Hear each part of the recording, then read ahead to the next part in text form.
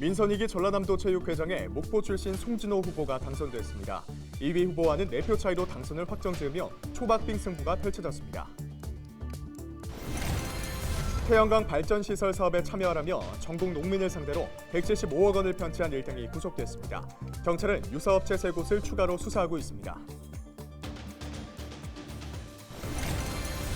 해남과 진도 사이 마로 해역의 어업권 문제에 대해 대법원이 진도 어민들의 손을 들어줬습니다. 재판부는 어민들의 어업권을 인정했습니다. LG 헬로비전이 자체 개발한 빅데이터 분석 시스템을 통해 12월 전남의 주요 키워드를 뽑아봤습니다. 가뭄과 파업, 월출산이 주요 이슈였습니다.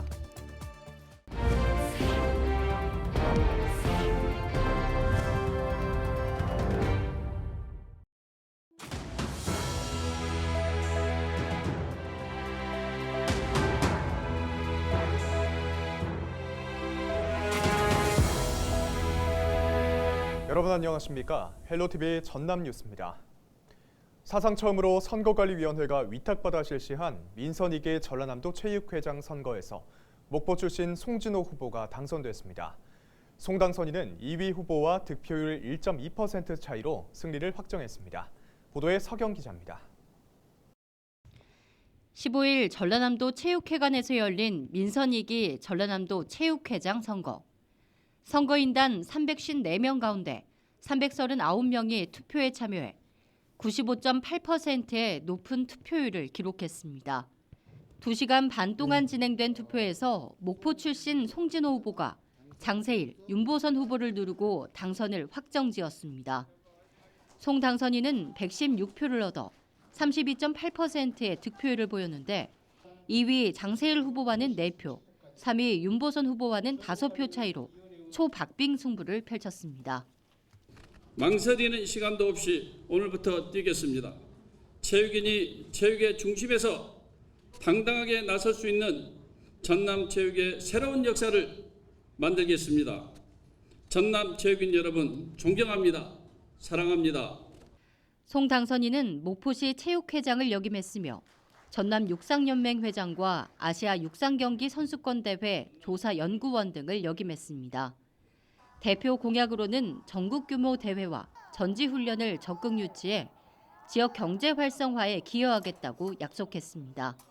또한 전남 실업팀 창단과 지역 출신 국가대표급 선수 확보, 1종목 1기업 후원 체제 완성 등을 제시했습니다.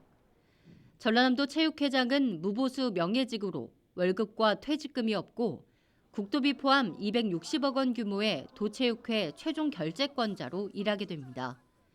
회장 임기는 내년 2월부터 2027년 2월까지 4년입니다. 헬로티비 뉴스 서경입니다. 유령 법인을 4차례 바꿔가며 전국 농민을 상대로 태양광 발전시설 설치 계약금을 편취한 악성 사기 조직이 경찰에 붙잡혔습니다. 전남경찰청 반부패 경제범죄 수사 1대는 총책 A씨 등이 지난 2020년부터 태양광 시설 제조업으로 법인을 만들고 영업사원을 고용해 농민들에게 1년에 3천만 원의 고소득이 보장된다고 속여 공사비의 10%를 계약금으로 받는 등 175억 원을 편취한 것으로 보고 있습니다. 전국경찰서에 접수된 570건을 분석해 조직원 31명을 특정했으며 이 가운데 13명을 구속 송치한 상태입니다. 경찰은 유사한 태양광 발전시설 설치업체 3곳에 대해 추가 수사를 벌이고 있습니다. 16일 오전 10시 52분 고흥군 풍양면의 한 공사장에서 작업자 한 명이 머리를 다쳐 숨지는 사고가 발생했습니다. 60대 작업자 A씨는 공장을 짓는 현장에서 철골 공사에 투입됐다가 크레인으로 들어올리던 철제 구조물이 넘어지며 머리를 부딪힌 것으로 파악됐습니다. 경찰은 정확한 사고 원인과 안전수칙 준수 여부 등을 조사할 계획입니다. 해남과 진도 어민들이 어장을 사이에 두고 40년 가까이 갈등을 빚어온 가운데 대법원이 진도 어민들의 손을 들어줬습니다. 대법원은 진도 어민들의 어업권을 인정한 원심의 판단이 정당하다고 보고 지난 1심과 2심에서 패소한 해남 어민 174명의 상고를 모두 기각했습니다. 대법원의 판결에 분쟁은 마침표를 찍었지만 진도 어민들이 김양식 시설을 자진 철거하지 않으면 소송을 제기하겠다는 입장을 보여 갈등의 여지가 남아있는 상태입니다. 검찰이 공직선거법 위반 혐의로 기소된 강진원 강진군수에게 벌금 300만 원을 구형했습니다. 광주지검 장흥지청은 최근 열린 강진원 강진군수의 공직선거법 위반 사건 결심 공판에서 추가 증거 조사와 법리 검토 등을 거친 결과 강 군수의 혐의가 인정돼 벌금형을 구형했다고 설명했습니다. 강 군수는 지난 4월 한 식당에서 선거 캠프 수행원 A씨가 선거 구민에게 금품을 건네는 데 공모한 혐의로 기소됐습니다. 강 군수의 선고 공판은 내년 1월 10일 열릴 예정입니다. LG엘로비전이 자체 개발한 빅데이터 분석 시스템을 통해 이달의 우리 지역 주요 이슈를 살펴보는 시간입니다. 최근 한 달 동안 언론에 보도된 전남 지역 주요 키워드는 무엇이었는지 김신혜 기자가 정리했습니다. 최근 한 달 동안 언론에 보도된 전남 지역 주요 키워드들입니다. 지난달에 이어 이달에도 가뭄이 가장 큰 이슈로 꼽혔습니다. 연관 키워드로는 농작물과 공업용수, 절약 등이 눈에 띕니다. 올해 전남에는 1973년 기상 관측 이래 가장 적은 비가 내렸습니다. 그 여파로 양파 등 농작물은 한창 자랄 시기에 말라버렸고 광양과 여수 산단의 기업들은 공업용수 확보에 비상이 걸렸습니다. 완도 일부 섬들은 식수원이 고갈돼 제한급수가 시행되고 있습니다. 주암댐 본댐 저수율도 16일 30% 선이 무너진 상황. 내년 2월까지 강수량이 평년과 비슷하거나 적을 것으로 예고된 만큼 물 절약을 적극 실천해야겠습니다. 동부권에서는 파업에 대한 관심도가 높았습니다. 산업단지가 밀집돼 있어 파업 영향이 크기 때문으로 풀이됩니다. 연관 키워드로는 운임, 확대, 물류가 떠올랐는데 화물연대가 요구하는 안전운임제 지속과 적용 품목 확대, 그리고 파업으로 인한 물류 대란이 그 핵심입니다. 지난달 24일 시작된 화물연대의 올해 두 번째 총파업은 16일 동안 이어졌습니다. 조합원들은 투표 끝에 현장에 복귀하기로 결정했지만 이들의 요구안이 받아들여지진 않았습니다. 정부와 노동계는 여전히 팽팽한 입장차를 보이고 있습니다.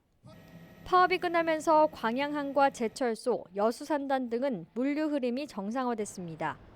하지만 한때 물류 흐름이 뚝 끊기면서 화물을 보관할 수 있는 광양항 장치율이 70%에 육박하는 등 차질이 빚어졌습니다. 서부권 이슈로는 월출산이 많이 언급됐습니다. 연관 키워드로 꼽힌 생태, 건의문 등은 최근 영암군 의회의 생태탐방원 조성 건의와 관련이 있습니다. 영암군 의회가 8일 열린 2차 정례회에서 월출산 생태탐방원 유치를 적극 건의했습니다. 이들은 영암군이 우수한 생태와 문화 등을 갖추고 있어 탐방원 조성에 최적지라고 강조했습니다. 다양한 체험 프로그램을 운영하는 국립공원 생태탐방원은 전국 8곳에 있으며 영암군 의회는 유치 건의문을 국회와 환경부 등에 전달할 계획입니다. 지금까지 빅데이터로 보는 12월 전남 주요 이슈였습니다. 헬로티비 뉴스 김신혜입니다. 여수시 의원들이 연말을 틈타 수행 공무원을 동반해 외유성 해외 연수를 떠나 논란이 일고 있습니다. 여수시 의원 20여 명은 유럽의 문화와 관광 실태 파악 등을 목적으로 지난 14일부터 유럽과 일본, 베트남 등 최대 10일 일정으로 해외 연수를 떠났습니다. 이번 해외 연수에 투입된 예산은 1억 3천만 원에 달하는 것으로 확인됐습니다. 광주 전남 지역 수출량이 사상 최초로 2달 연속 줄었습니다. 광주 본부세관 조사 결과 광주 전남 지역 수출은 지난해 같은 달 대비 4% 줄어든 49억 8천만 달러로 집계됐습니다. 특히 전남 지역 수출은 7.9% 줄어든 34억 4천만 달러, 수입은 2.2% 감소한 37억 6천만 달러, 무역 수지는 3억 2천만 달러로 적자로 나타났습니다. 목포 시내버스가 연료비 체납 때문에 멈춰선 가운데 목포시가 이번 주말에도 비상수송 차량을 운영하기로 했습니다. 주말에 투입되는 비상수송 차량은 평일과 동일하게 11개 노선이 운영되고 전세버스 32대와 낭만버스 4대 등 모두 36대가 투입됩니다. 다만 버스기사들의 피로도를 고려해 운행 횟수는 평소보다 줄이기로 했습니다. 정확한 운행 시간은 목포시 홈페이지를 참고하면 됩니다.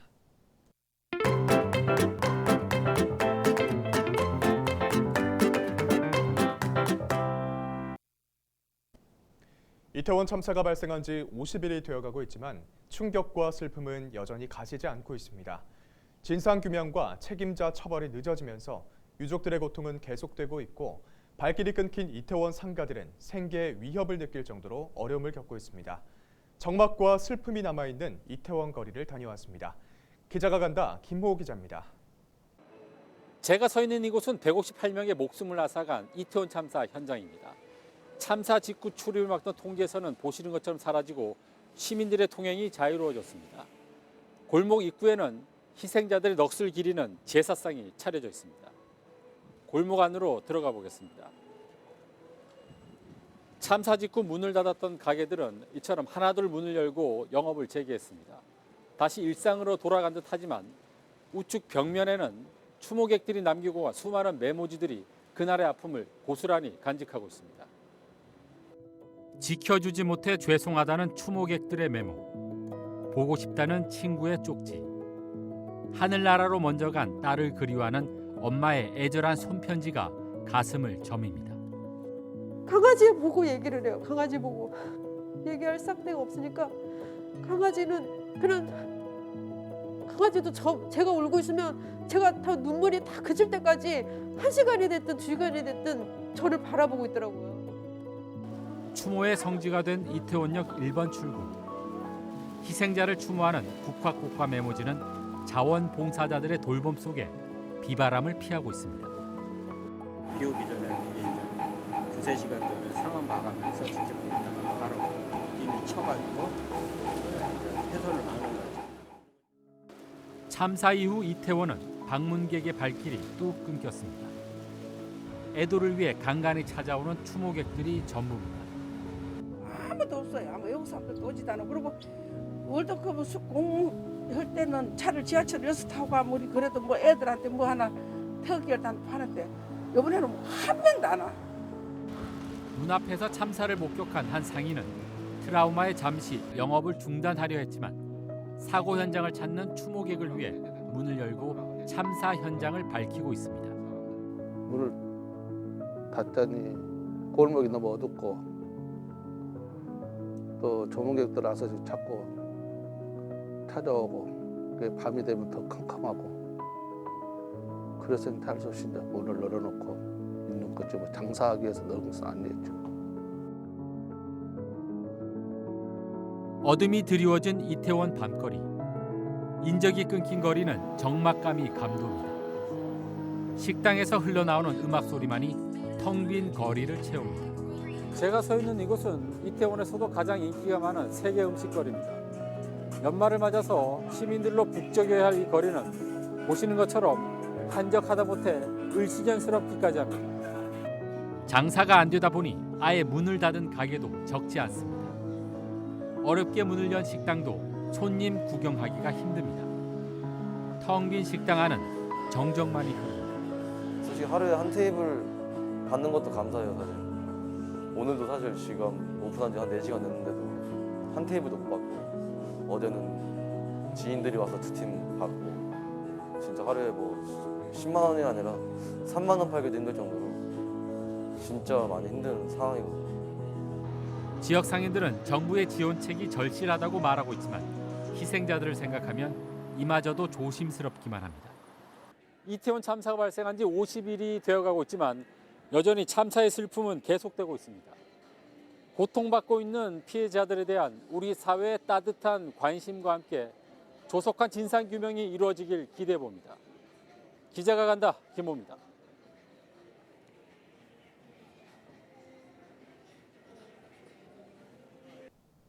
전남도가 이태원 참사 희생자 유족들의 지방세를 면제합니다.